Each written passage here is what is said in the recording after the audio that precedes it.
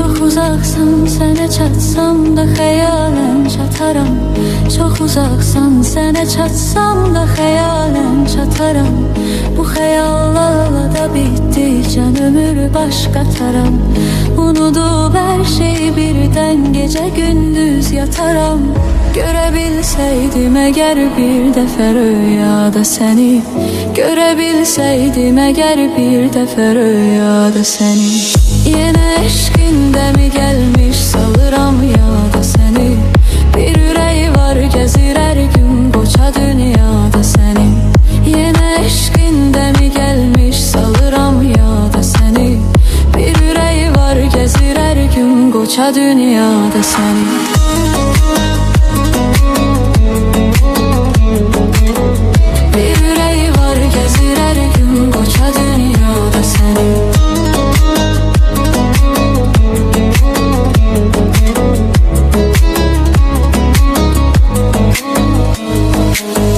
Zamanın məktubun aldı, oxuyub duydu dərin.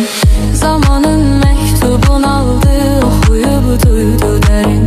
Gələcəkdə olacaq bir acı talih xəbərin.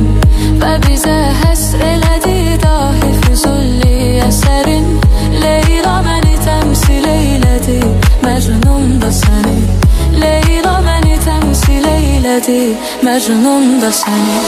Yenə eşqində mi gəlmiş salıram yada səni. Bir ürəyi var gəzir hər gün qoca dünyada səni. Yenə eşqində mi gəlmiş salıram yada səni. Bir ürəyi var gəzir hər gün qoca dünyada səni.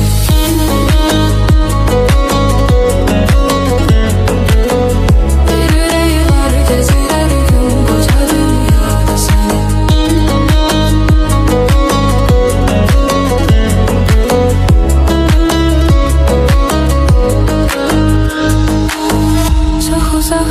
Sənə çatsam da xəyalən çataram.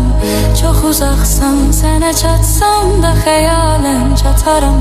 Bu xəyallarla da bitdikcən ömür baş qataram. Unudub hər şey birdən gecə gündüz yataram. Görə bilsəydim əgər bir dəfə rüyada səni.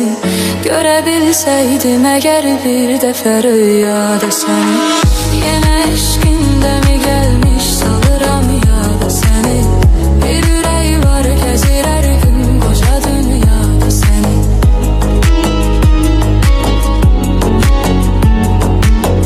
Bir ürəyi var gəzir hər gün qoca dünyada səni.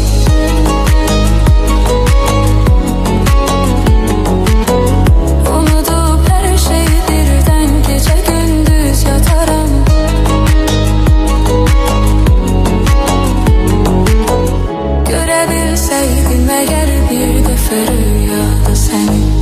Görə bilsəydim əgər bir dəfə rüyada səni.